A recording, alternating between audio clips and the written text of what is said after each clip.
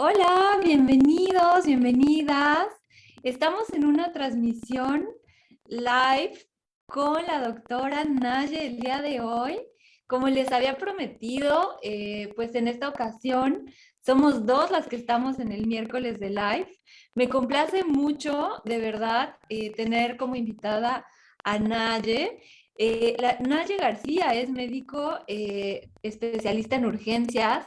También pues ella tiene preparación y tiene experiencia como auxiliar de nutrición y bueno, es especialista en biodescodificación. Naye tiene un perfil súper completo. Seguramente ya la conocen porque grabamos juntas un episodio del podcast en la mesa con la nutrióloga experta. Entonces estoy muy contenta porque este día nos va a acompañar para que platiquemos sobre 5 hábitos de bienestar en la diabetes. ¿Eres nuevo o nueva en este espacio? Te doy la bienvenida y te agradezco mucho que seas parte de estas transmisiones de live, que ya son 75. El día de hoy es la número 75 porque estoy súper contenta que ya este proyecto va creciendo. Y bueno, como tú lo pediste, pues el día de hoy vamos a estar charlando con una especialista. Naye, bienvenida. Hola, hola, muchísimas gracias, Leslie. Muchas gracias por esta invitación. Estoy más que gustosa de compartir estos temas contigo. Me encanta platicar contigo, creo que se nos da, se nos da esto y pues nada, me gusta mucho. Muchas gracias por la invitación. Al contrario, Naye, muchas gracias a ti por aceptar ser parte de esta transmisión en vivo especial de los miércoles. Veo que ya hay algunas personas ahí conectadas. Les doy la bienvenida. Gracias por estar aquí puntuales. Seguramente están acostumbrados a verme nada más a mí, pero como les decía desde un inicio, esta es una transmisión en donde vamos a charlar la doctora Naye García y yo sobre el bienestar en la diabetes. Y bueno, para ir comenzando con este tema, porque pues ya veo que ya hay varias personas ahí, eh, Naye, pues bueno, yo estaba pensando que creo que este es un tema bien interesante porque estaba leyendo que de acuerdo a CONACYT, a nivel mundial, 1 de cada 2 personas con diabetes no sabe que tiene esta enfermedad. Sí, Entonces, es bárbaro, ¿no? así es, sí, no es bárbaro. Yo también en mis investigaciones, ¿verdad? O sea, en México se estima que hoy en día hay más de 5 millones de personas con esta enfermedad y no lo saben. Y digamos que el responsable de que haya tantísimo volumen para esta enfermedad es porque se diagnostica tarde. Pero ahí sí vamos a ponerlo entrecomillado porque yo creo que vamos a hablar de esto a lo largo, ¿no? De esta conversación. Sí, creo que esto es muy importante porque mucha gente no sabe que tiene diabetes, entonces llega al consultorio médico, le hacen algunas pruebas, le diagnostican la diabetes y entonces es el momento del diagnóstico, pero el curso de la enfermedad quizá ya lleva 4 o 5 años. Así es. Entonces, pues sí, la diabetes, tanto como la obesidad son consideradas pandemias hoy en día. Así es. De hecho, uno de los factores de riesgo que se considera para diagnosticar o para considerar realmente un diagnóstico de diabetes es el sobrepeso basado en el índice de masa corporal. Entonces, bueno, en México es una situación que atañe incluso a los niños, ¿no? Ya vemos niños con esta enfermedad y uno dice, ay, pero ¿de dónde? Pero todo tiene su porqué, ¿verdad, Leslie? Y hoy vamos a ir como que desmenuzando un poquito para que vayamos cachando cuáles son esos consejos de bienestar que nosotros hacemos y que yo creo que aplican para los dos vertientes, tanto para si ya tienes la enfermedad como si pudieras tú incluso llegar a considerar que tienes este riesgo porque mamá, papá o abuelos lo tuvieron, ¿no? Claro, además, ¿sabes cuál es mi percepción? Que a veces las personas que viven con esta enfermedad creen que la alimentación es aburrida, es difícil de llevar Hay muchos mitos alrededor de la dieta y la diabetes. Entonces esperamos que el día de hoy podamos resolver esos mitos o esas dudas que tengan por ahí. Déjenos todas sus dudas y comentarios en el espacio de comentarios, los vamos a leer. Y bueno, ¿qué les parece si comenzamos con pues los primeros consejos, los cinco hábitos que pues son importantes y que son de bienestar en una persona que padece de diabetes? Primero, pues bueno, me encantaría comenzar hablando acerca de cuál es ese consejo médico que tú darías, Naye, en el caso de un paciente que vive con diabetes. ¿Qué hábito es el que debería tener? Pues mira, médicamente, y yo quiero hacer aquí hincapié en esto, porque efectivamente, como bien tú lo decías, tenemos la idea de que las dietas son aburridas, de que la alimentación es insípida, que todo el día o todo, más bien toda la semana va a ser siempre lo mismo. Y no, o sea, ya hoy en día, Leslie, con tanta información, con tanto poder entrar yo a pues distintas plataformas, yo puedo checar un sinfín de sabores y colores y demás. Pero bueno, me voy al consejo médico. Y es que el consejo médico que yo así estoy, pero convencidísima, y no nada más para la diabetes, para cualquier situación de desequilibrio o llámese ya enfermedad, es conoce tu enfermedad. Y cuando la conoces, va a llegar el punto en el que vas a dejar de adjudicártela. Ya no vas a decir, es que mi diabetes o es que mi hipertensión. ¿Por qué no nos atrevemos a conocer la enfermedad? Por miedo.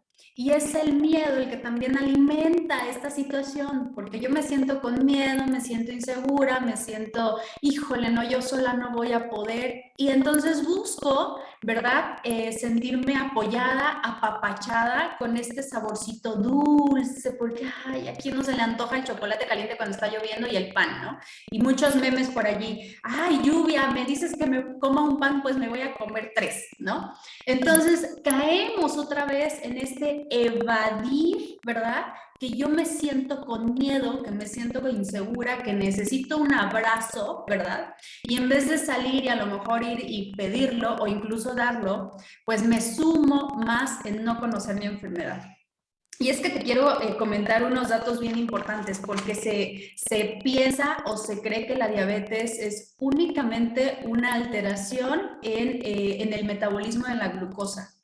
Y en realidad no es así. Esto va muchísimo más allá. Y claro, es que las alteraciones metabólicas, sí, se caracteriza porque hay una subida de glucosa crónica, y con la palabra crónico me refiero a que es a lo largo de mucho tiempo, años. No, digamos que agudo se limita a días o meses, ¿no? Pero lo crónico ya estamos hablando de más de varios meses, años, más de 3 meses e incluso años. Y esta alteración de la glucosa coexiste con una alteración en el metabolismo de grasas y de proteínas. Porque recordemos que el poderoso hígado puede sacarme glucosa de esa grasa y de esa proteína. Entonces, todo está ligado. Si yo tengo el conocimiento de que mi enfermedad, o hablando ahorita puntualmente de la diabetes mellitus, no nada más es la glucosa, esto me da poder de decisión sobre muchas cuestiones, opciones alimenticias que yo tenga enfrente de mí. Si yo no lo conozco y solamente me aboco a, pues no voy a comer fruta y me voy por otras opciones y también no me adentro bien en qué es lo que sí me toca y qué no en este momento de desequilibrio, porque déjenme decirte que no es eterno, nada es eterno, ¿no? Entonces voy a poder yo tener el poder de decisión. Entonces mi primer consejo sería ese, sería conoce la enfermedad, de qué se trata, de qué va. Y habemos muchas personas como tú nutricionalmente o como yo médicamente que podemos resolver toda esa merma de información para que entonces tengas el poder de decidir, ¿no? Y creo que esto va muy de la mano con el empoderamiento hacia el paciente, o sea, que el paciente, que la persona que padece con diabetes, sepa que de él o de ella depende que el curso sea mejor o peor. Porque a veces es que me dieron esta dieta, pero no me gustó, y entonces es la nutrióloga. O es que me dieron este medicamento que no me cayó bien y entonces es la insulina. Y entonces, ¿cuándo vamos a ser nosotros los responsables, ¿no? De nuestra propia enfermedad? Así es, te doy toda la razón, Leslie, porque no hay más que primero reconocer en dónde estoy parado para que yo sepa dónde quiero ir. Claro. Mira, yo te comento y te comparto mi experiencia. Tengo pacientes que así me lo dicen. Bueno, de algo me he de morir. Claro. No, yo no quiero hacer eso. Ay, ¿cómo voy a dejar la salsa Valentina si yo me voy a morir con la salsa Valentina en la mano, ¿no? Y tú dices, es que cada persona, vaya, y muchos de estos casos son personas que me recomiendan, vaya, ¿no? Y que le dicen al familiar, ve, ándale, ve con ella. Y entonces, y al principio me pasaba esto, yo les decía, sí, tráiganlo, ¿no? Error, porque en realidad la persona que tiene que solicitar el apoyo es el paciente, no el familiar, ¿no? Entonces, Claro. pues no, jamás se lograba algo. ¿Por qué? Porque muy probablemente ese proceso de esa persona, pues le toca vivirlo así, ¿no? Y está en todo su derecho de experimentarla como él quiere. Pero aquí, digamos, lo que yo quiero hacer hincapié es que si tú buscas apoyo, lo hay, que opciones las hay, o sea, que no nada más nos limitemos, a lo mejor es con esa doctora o con esta nutrióloga, no era para ti, porque también pasa, ¿no, Leslie? ¿Tú cómo ves esto? Claro, claro. A veces pasa que no hacemos clic con el especialista, ¿no? Entonces hay que tener este lazo de confianza con quien nos está brindando un tratamiento, que creo que también es importante. Y bueno, me voy a pasar a la parte de hábitos. Entonces, ¿cómo podrías aterrizar este consejo a un hábito de bienestar? Bien, en el caso de si tú conoces o tú tienes diabetes mellitus, empezar a conocer cuáles son las cifras de normalidad. Claro. A partir de cuándo yo ya me pueden hacer un diagnóstico de diabetes? Porque ese es momento de intervenir. O sea, tu cuerpo te está diciendo, cambia algo que estás haciendo porque estás construyendo algo que muy probablemente no quieras. Entonces, mira, a nivel médico nos guiamos por, digamos, unas guías de práctica clínica establecidas por la Asociación Americana de la Diabetes, con las siglas ADA. Y esto se los digo porque todos podemos meternos a su página web, todo el mundo puede leer las guías, o sea, esto no es secreto de Estado, tú lo puedes saber. Ahora, datos, vámonos a datos ya concretos. Hay algo que se llama hemoglobina glucosilada y que los médicos ocupamos, vaya, se determina a nivel de sangre y los médicos ocupamos para saber los niveles de glucosa de aproximadamente alrededor de 3 meses atrás de esta persona.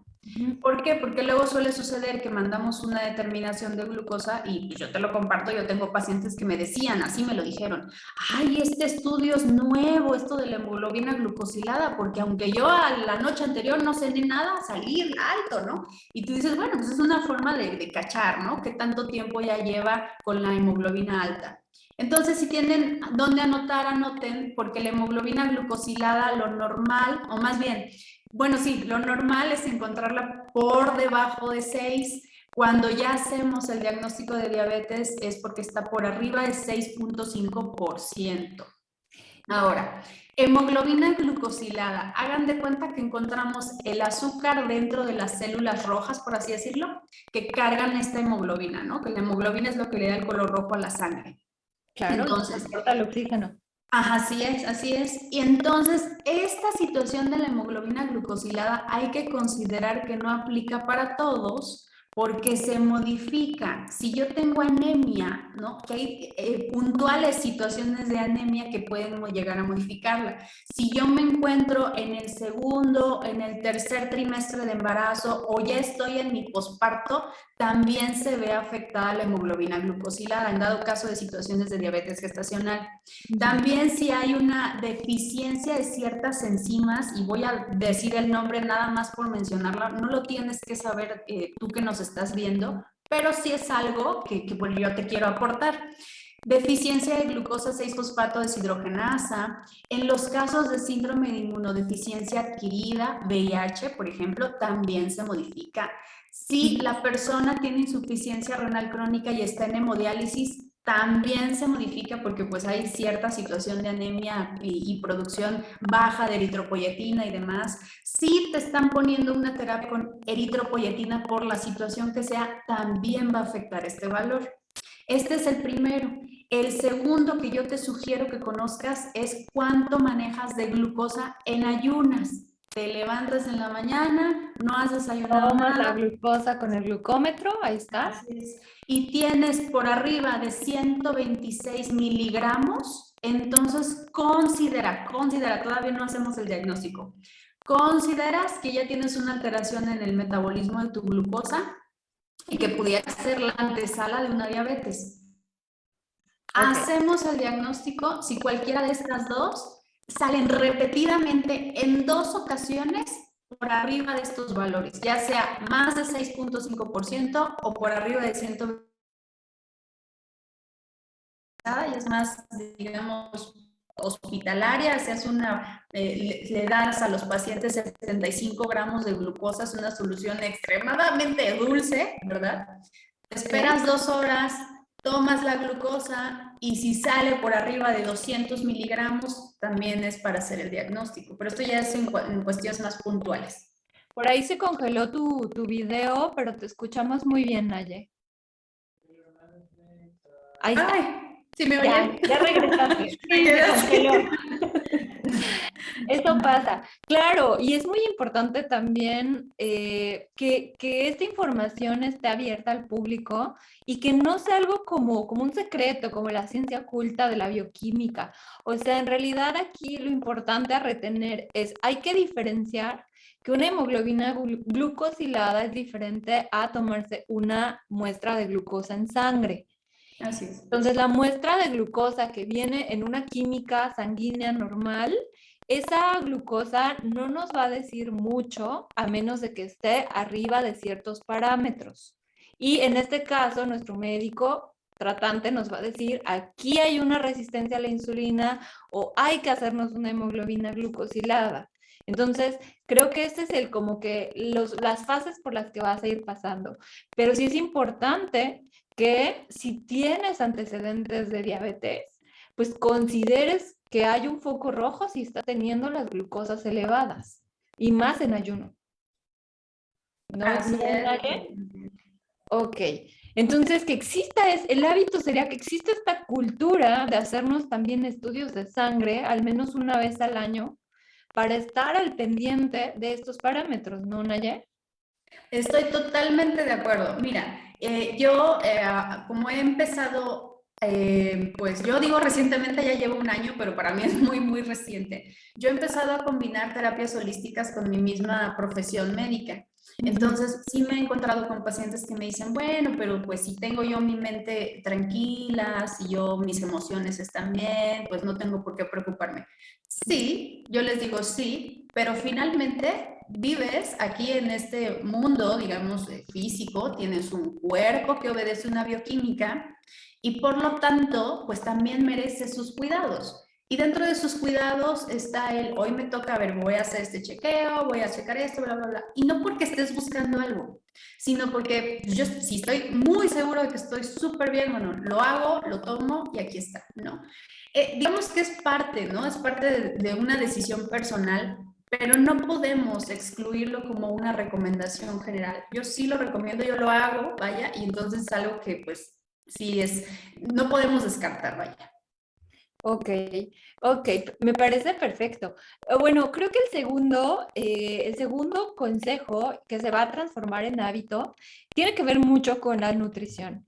Aquí tenemos que saber que los carbohidratos no son malos en la diabetes, porque se cree que si son carbohidratos, entonces tengo que tener cuidado y entonces no puedo comer frutas, no puedo comer algunos alimentos que los contengan. Los carbohidratos tienen un efecto, todos, en el nivel de la glucosa en la sangre, todos. Aquí lo que importa es saber que hay calidad y hay cantidad. Y sobre todo, que los carbohidratos no son los mismos los que están en un jugo de frutas a los que están en un pan integral o los que están en las verduras o los que están en las leguminosas, en los frijoles, en las lentejas, en las habas. Entonces, aquí el consejo de nutrición sería: consume carbohidratos sin miedo, pero identifica cuáles son los que te van a elevar la glucosa de manera brusca. Y en este caso, los que más debes preferir son verduras, cereales integrales, leguminosas, como ya lo dije, frijoles, lentejas, habas, garbanzos. Y bueno, donde sí tienes que tener mayor precaución es en las frutas, sobre todo en las porciones, no tanto en qué fruta, porque aquí vamos a entrar en temas de índice glucémico. Pero bueno, primero quiero explicarte que las frutas sí las puedes comer, que la leche también la puedes beber, los lácteos los puedes consumir, pero debes ser más precavido con estos dos, frutas y lácteos. ¿Por qué? Porque tienden a ser alimentos que elevan la glucosa rápidamente en sangre, al igual que el azúcar refinada o los alimentos que la contengan. Entonces, importantísimo, si te explica tu educador en diabetes o que puede ser médico, nutriólogo en este caso, que existe un índice glucémico de los alimentos y que a lo mejor el plátano muy maduro no lo deberías consumir, eso es un tema muy específico y que, bueno, en nivel de evidencia científica no es de los más respaldados. Entonces, podría ser que a lo mejor consideres ciertos alimentos, pero yo creo que no deberías sentirte restringida o restringido. Simplemente, mejor hay que verificar las porciones. Generalmente yo recomiendo no más de 2 frutas y no más de un lácteo en la dieta. Entonces, si esta regla te parece útil, aplícala. Y esto se puede transformar en un hábito, y el hábito sería: prefiere aquellos carbohidratos que son complejos, como los que ya te mencioné, y ten precaución con los que son simples, como sobre todo lo que contenga azúcar de manera muy disponible. Jugos, refrescos, pan dulce, por ejemplo, que son algunos de los alimentos que pues debes tener mucho cuidado. No quiere decir que no los puedas consumir, pero sí tienes que verificar cuál es tu glucemia o tu glucosa en sangre antes de comerlos, y revisar cuál es tu glucemia después de haberlos comido para que veas el efecto en la sangre. Así es, estoy totalmente de acuerdo. Cuando yo era chiquita y me iba a la escuela y se me olvidaban los colores, mi abuelita me decía: te vas a la guerra sin fusil. Y entonces ahorita hago la comparativa porque efectivamente vas y dices: ay, ¿qué puedo comer? ¿Qué no puedo comer? Y estás acá haciéndote una maraña mental sin Claro. saber cuánto tienes de glucosa o cuáles son los niveles que tú llegas a manejar con X día. A ver, hoy voy a comer esto, esto y esto. ¿Cuánto tengo de glucosa después de haber tenido todas estas comidas? Ese es tu fusil, la información es tu fusil. Vas a la guerra, y es un decir, obviamente no se aplica tanto, pero bueno, vas a enfrentarte con esta situación en el mercado que voy a comprar o a donde vayas a comprar tus alimentos. Bueno, pero ya sabes, ya te estás informando, ya sabes en qué consiste. Y de verdad, Leslie, yo, bueno, te lo voy a compartir. Yo tengo pacientes que llegan a normalizar sus recuentos de glucosa nada más por alimentación. Y después de la alimentación viene el pensamiento y luego ya viene la emoción, y es digamos que es una cadenita de salud, ¿no? En donde puede ser que intervenga nada más el médico, el nutricionista e incluso el psicólogo. O sea, esto va muchísimo más allá, ¿no? Pero estoy totalmente de acuerdo. Y quiero compartir, si me lo permites, Leslie, una Claro, lista, porque adelante. luego me dicen: pero ¿en dónde está el carbohidrato? Entonces hice una listita, ¿verdad? Para decirles así tal cual alimentos ejemplo de en dónde lo pueden encontrar. Y si tienes resistencia a la insulina, síndrome de ovario poliquístico, que va muy pegado a la resistencia a la insulina, y diabetes, considéralos dentro de tu alimentación. Entonces, mira, si tienes dónde anotar: espinaca, aguacate, espárragos, pimiento verde, lechuga, pepino, aceitunas, berenjenas, coliflor, tomate cherry, kale, col, chícharos, brócoli, pimiento rojo, pimiento amarillo, colecitas de Bruselas. Allí encontramos digamos que carbohidratos de calidad, porque para empezar es comida viva, ¿no? No sé, ¿tú qué opinas, Leslie? Sí, además, esto de la calidad es tan amplio porque no es lo mismo comerte un arroz blanco a comerte a lo mejor una rebanada de pan multigrano. Entonces, o dentro de los arroces también hay categorías, ¿no? Aunque la fibra es un poquito, digámoslo así, controversial porque no es mucha la diferencia entre un arroz integral y uno blanco normal.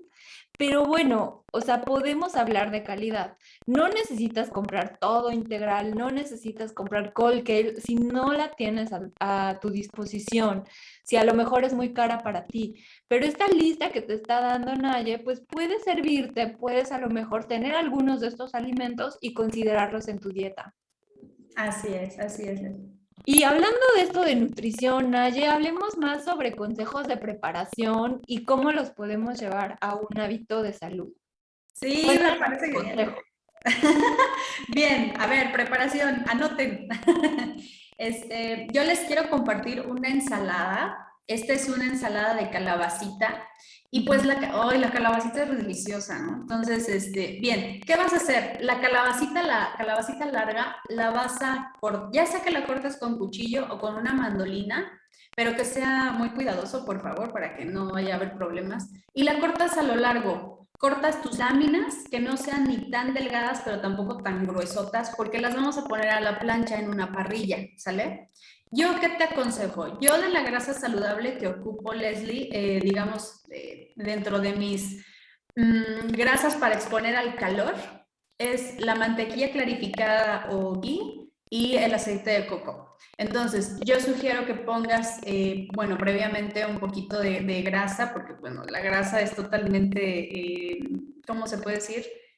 No podemos eximirnos de ella, vaya. Y entonces las colocas. Ya una vez que hayan estado colocadas y bien cociditas, bien asaditas, pues entonces ya vas a armar lo que va a ser tu ensalada. Vas a poner tus calabacitas y previamente, ya sea a tu gusto esto, si te gusta a ti el tofu fresco, vas a cortar cubitos de tofu fresco o también los puedes poner a la plancha, digamos, nada más para sellar las caras de los cubitos que hayas cortado. Las vas a agregar a las calabacitas y después también le puedes agregar un poquito de almendra fileteada o piñones, lo que sea de tu preferencia. Y también te sugiero que le agregues hojitas de menta picaditas, es así finitas, para que te dé más frescura a tu ensalada, ¿no? Ahora que está haciendo acá en México mucho calor. Oh, Y al final la alineas con un poquito de aceite de oliva, le puedes poner unas gotas de limón, de jugo de limón y sal rosa del Himalaya. ¿Cómo ves mi consejo, Leslie? pues mira, me encanta, pero voy a ser bien franca. Yo la verdad es que no recomiendo tanto el aceite de coco por su saturación, porque bueno, al final, aunque es natural y aunque es vegetal, es saturado, por eso es que tiene esa consistencia como sólida. Sin embargo, creo que está bastante de moda y mucha gente lo usa en la preparación de alimentos, entonces no está mal que lo uses, pero tampoco que abuses de él. Ese sería más mi recomendación o mi consejo. Y a mí me encanta esta parte de agregarle aceite en frío, aceite de oliva, porque esto es súper mediterráneo y la verdad es que sabe delicioso. O sea, no estoy peleada con quienes cocinan un poco con aceite de oliva sin elevar tanto el calor, ¿no? En la sartén, pero a mí me gusta mucho en frío en lo personal y yo agregaría como consejo para que este consejo se convirtiera en un hábito de salud que usaran mucho las hierbas de olor, que son conocidas así en México, para la preparación de alimentos, porque cuando se vive con diabetes, generalmente la diabetes no está tan sola, va acompañada de presión arterial elevada, va acompañada de colesterol elevado, va acompañada de obesidad o sobrepeso. Entonces, en el punto que quiero aterrizar este consejo o hábito es que vigiles el consumo de sodio y le des sabor a tus alimentos con estas hierbitas que son maravillosas y que a veces no les hacemos caso y las tenemos ahí arrumbadas en la cocina. Laurel, tomillo, jengibre o un poquito a lo mejor de este tipo de preparaciones que son en polvo, que te pueden ayudar a darle otro sabor a los alimentos. Y también es muy importante considerar este consejo ¿Qué tiene que ver con la preparación de las frutas? Estamos acostumbradas y acostumbrados a consumir cócteles de fruta que son una bomba glucémica. Y esto de verdad es bien común ver que fruta, miel, granola y yogur, ¿no? Y dices, boom, la bomba, y crema chantilly. Así es. Entonces, si vives con diabetes, este no es un cóctel saludable. Yo te recomiendo que mejor la fruta la acompañes de alimentos que tienen proteína. Por ejemplo, queso cottage o por ejemplo semillas, nueces. Y de esta manera armes un cóctel de manera más equilibrada y donde no haya tanto carbohidrato que esté haciendo que trabaje tu páncreas de manera loca o de manera excesiva con toda esta bomba de carbohidratos. Así es. Estoy totalmente de acuerdo. Estos consejos que estamos dando son pues generales, o sea, yo no puedo decir, ah, sí, con cualquier persona con diabetes puede comerse esta ensalada. Pues no, o sea, yo te estoy dando una opción, estoy, digamos, como que hacerte esta situación de la creatividad. Mira, esta es una opción, así pudiera ser. Pero definitivamente no todo es para todos todo el tiempo y hay que valorar a cada paciente de forma individual para decidir qué es lo mejor para esta persona, ¿no? Claro, además, esta charla no sustituye una consulta ni médica ni nutricional. Es muy importante que lo tomen en cuenta. Son simplemente recomendaciones, consejos de vida para que gocen de bienestar si viven con diabetes. Sí, Y ya, pero fíjate, ahora imagínate, Leslie, que tú empiezas, bueno, ok, de que yo desayunaba, no sé, voy a poner un ejemplo, pan con leche o cereal de estos cereales de caja, ¿no? Y ahora entonces lo sustituyo y empiezo a desayunarme otras cosas, como por ejemplo, y quiero poner este ejemplo aprovechando tu presencia, Leslie, porque pues vaya, ¿cómo no? Los jugos verdes. Porque se tiene esta tendencia de que el jugo verde y le ponen fruta y le ponen uvas y le ponen pera y le ponen plátano y le ponen todo. Entonces ya no es tan jugo verde. No sé tú si estás de acuerdo conmigo, Leslie. sí, sí, estoy muy de acuerdo porque es como una forma de disfrazar el jugo.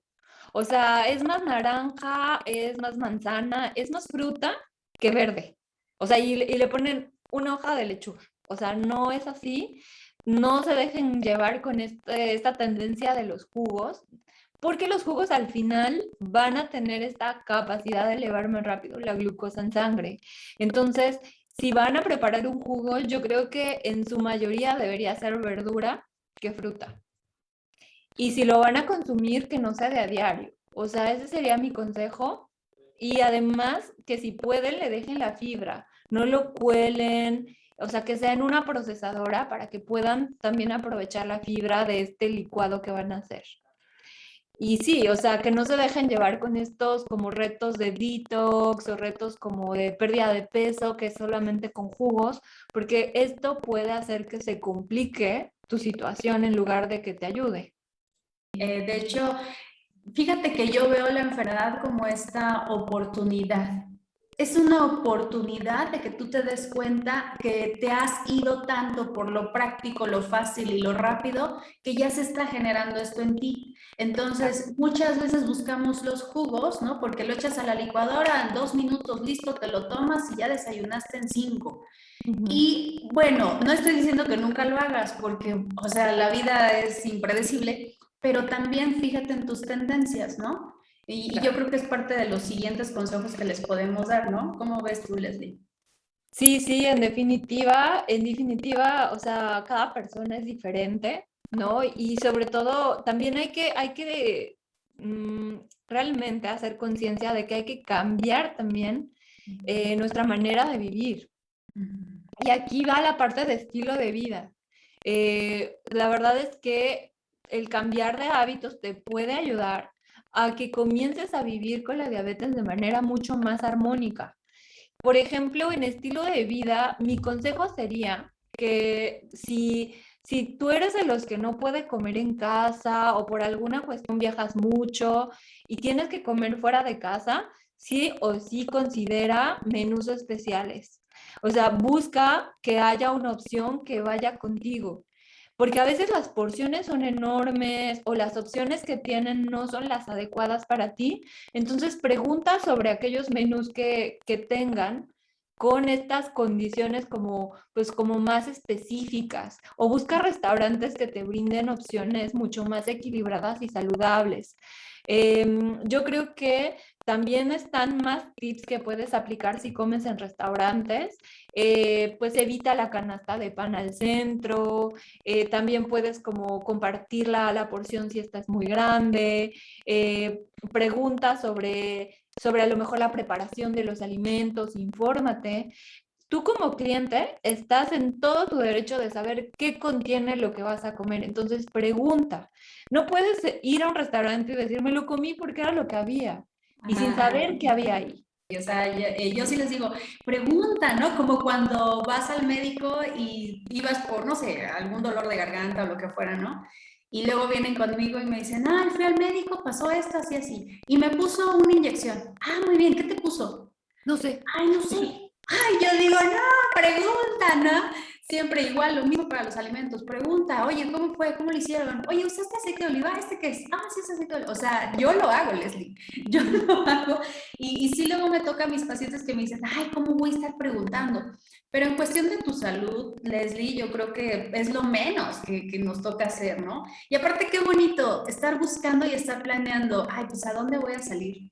Mucho tiene que ver también con el merecimiento, ¿no? O sea, ¿qué tanto te mereces ir a ese lugar de comida deliciosa y que sabes que incluso es para ti? O sea, eso a mí como que me resuena más padre en este sentido de amor propio, porque es parte de tratar la enfermedad. O sea, la diabetes viene mucho de esta situación de bronquearme con la vida, y hacer esto es empezar a hacer las paces con toda esta situación. Entonces me parece fabuloso. Muy, muy, muy buen consejo de estilo de vida. Claro, claro, reconciliarte, ¿no? Reconciliarte con esto que padeces y no estar luchando todo el tiempo contra la diabetes, contra el sobrepeso, contra lo, ¿no? Sino más bien aprender a vivir con, sería como otra manera de verlo, ¿no? Así es, así es. Y yo fíjate que dentro de mi consejo de estilo de vida, es consejo, pero como que es listado, el consejo en concreto es valora tus excesos.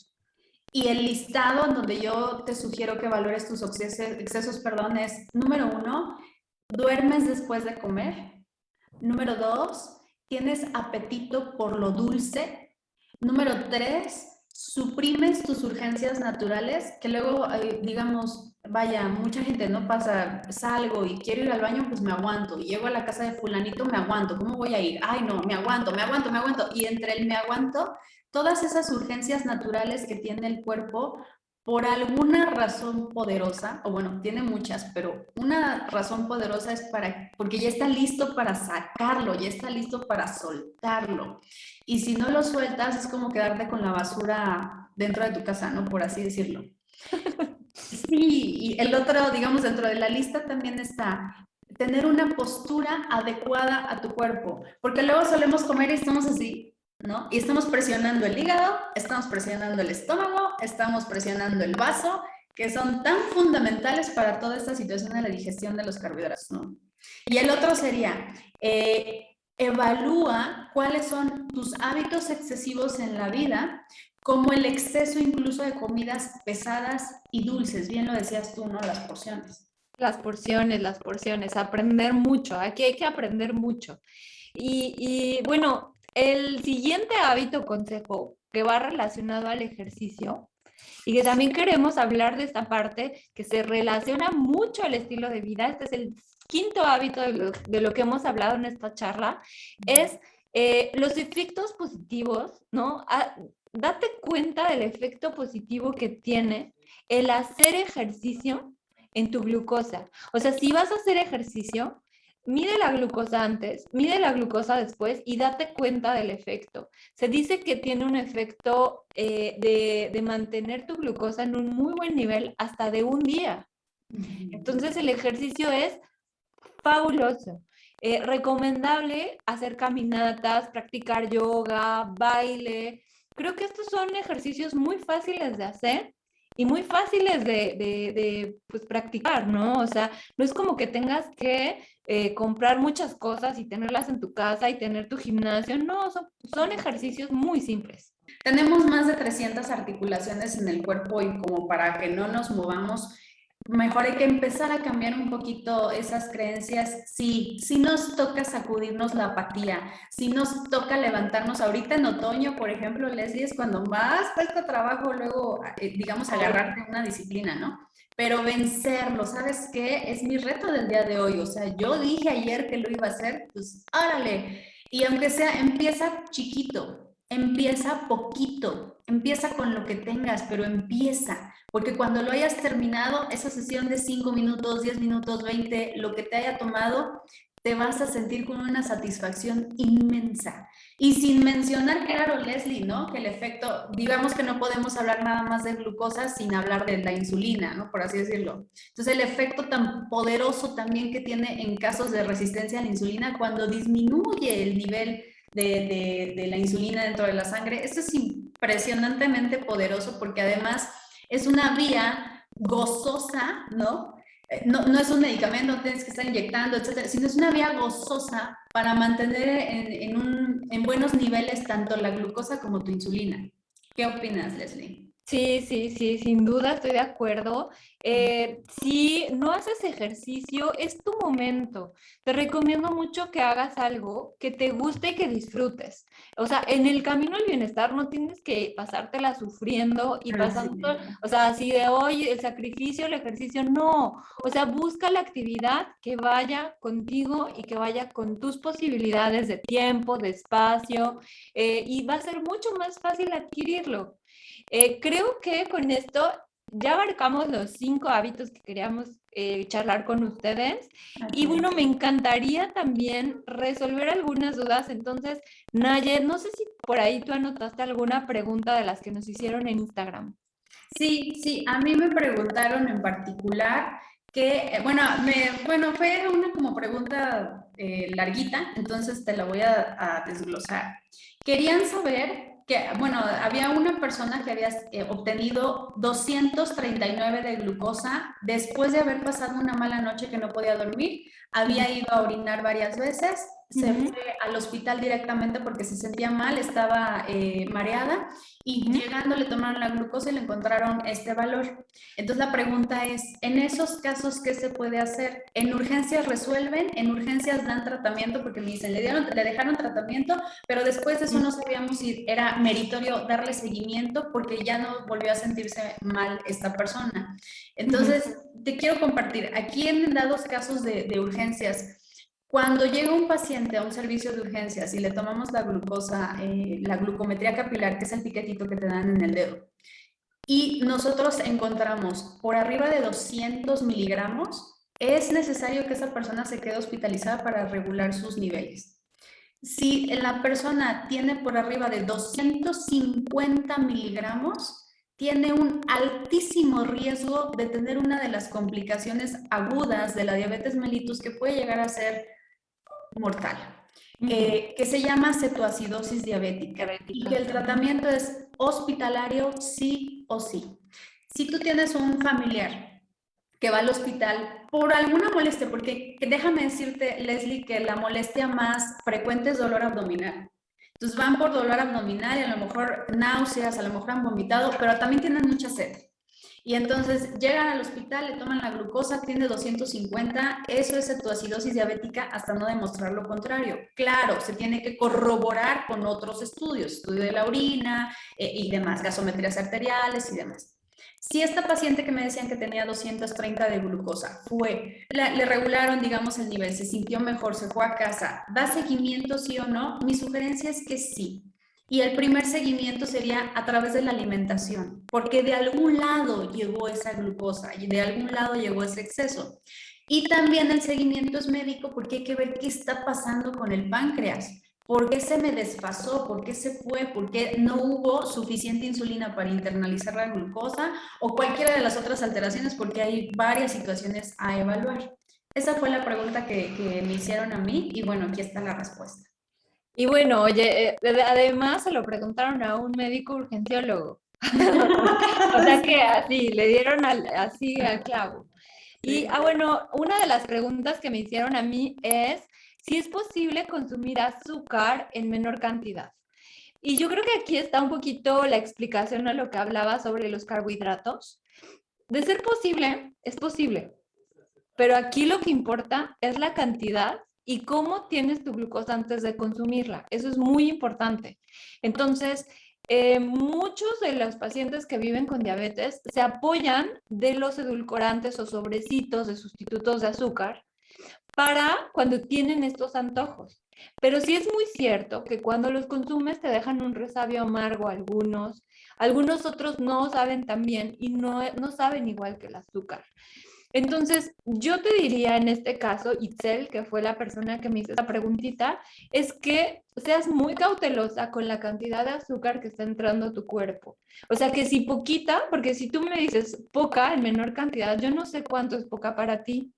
Poca para mí podría ser media cucharadita y a lo mejor para ti poca es tu té con 3 cucharadas de miel. Entonces, la recomendación de la OMS es de reducir el consumo para población general de menos del 10% del consumo energético total, lo que significa que si una persona en condiciones normales, adulta, que debería tener a lo mejor una ingesta de 2.000 kilocalorías, y que entonces, si nos vamos con esta pauta de menos del 10%, estoy hablando de que debería consumir menos de 10 cucharadas de azúcar al día en una persona cuyo páncreas funciona de manera normal, que no hay una alteración. Entonces, si tú vives con diabetes y metes una cantidad de azúcar de esta magnitud, no va a ser la misma función que en una persona donde su páncreas es normal el funcionamiento.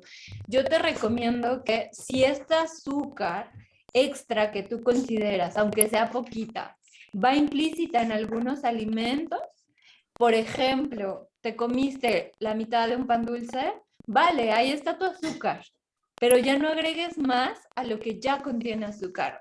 Creo que esta respuesta, me encantaría que tú la complementaras, Naye, porque es muy delicado esto de, ¿puedo poquito o no puedo poquito? O sea, ¿qué tanto permiso hay en las personas que viven con diabetes? Yo conozco gente que vive con diabetes, que tiene niveles muy controlados de azúcar y que se da sus permisos, que se da sus gustos de vez en cuando, porque de esta manera viven más felices y contentos. Así es muy interesante esta cuestión, muy interesante la pregunta que te hicieron. Sí. Y yo, como lo suelo abordar yo, Leslie, te lo quiero compartir, es desde la conciencia de saber por qué buscas el sabor. Yo les enseño a mis pacientes, mira, tu detector de sabores es tu lengua, ¿sale? Y yo les enseño cuáles son los sabores que existen. Claro. Dulce, salado, ácido, amargo, astringente, picante, que son los 6 sabores, digamos, principales. Y entonces yo les digo, mira, ahorita que estás teniendo esta situación, no nada más estamos hablando de que esté mal el páncreas, o sea, no nada más es un órgano, también es el hígado y muy probablemente también el estómago, porque desde ahí la digestión y la nutrición se da.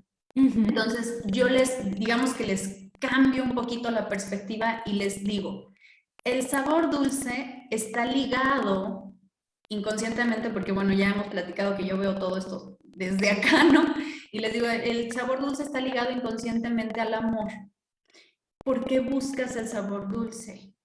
Y muchas de estas personas, bueno, en mi caso, digo, no estoy diciendo que sean todas, me ha sucedido que se separaron o que, no sé, se fue a vivir, una chica joven que tuve, se fue a vivir lejos de su familia y se sentía sola, ¿no? Y empezó a tener estas situaciones porque empezó con un síndrome de ovario poliquístico. Entonces, todo eso, digamos, ahí yo ya los cuestiono, les digo, a ver, ¿por qué lo buscas? ¿Qué ¿Qué es lo que necesitas? te falta? ¿Qué necesitas? Ajá, porque finalmente se está convirtiendo en un alimento emocional. Claro. Y no no lo voy a negar, la industria se aprovecha de esta debilidad y le digo, esta es una debilidad en ti que puede alimentar a otra persona o otros bolsillos. Fíjate mejor que te alimenta a ti. Entonces ya trato yo de buscar allí, a ver, vamos a ponernos a pensar qué es lo que estás buscando en realidad, porque luego es muy difícil. O sea, el hecho de tener esto y tener el diagnóstico y te dicen que no y no puedes y hay mucha restricción, híjole, es bien difícil. Y la verdad es que sí, ocupamos ser, pues, ¿qué clase de médicos o nutricionistas seríamos si no nos involucramos, no? A ver, vamos a ayudarte a desmenuzar cómo va, ¿no? ¿Qué es lo que yo Más veo? allá. Tenemos Yo opciones. solo espero que alguien de la industria de alimentos no esté viendo esto y nos censuren No, pues, y nos apaguen la luz. Pero en realidad sí, es cierto, en eso estoy de acuerdo. Nos venden tanto en la tele, en los medios, y aparte de todo, nos ocultan información o nos ponen la información muy compleja en las etiquetas, en el etiquetado frontal que apenas está haciendo más claro.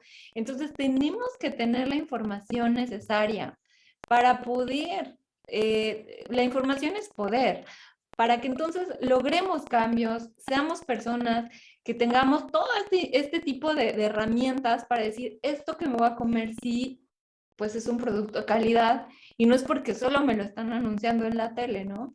Y en la parte que decías de las emociones, estoy totalmente de acuerdo, todos somos comedores emocionales, esa es mi teoría. O sea, no hay persona que no coma por emoción. Y si hay alguien que no coma por emociones, por favor, manifiéstese. sí, que nos digan cómo le hacen. ¿Cómo le hacen? Díganos cómo le hacen, porque las emociones están muy ligadas al acto de comer.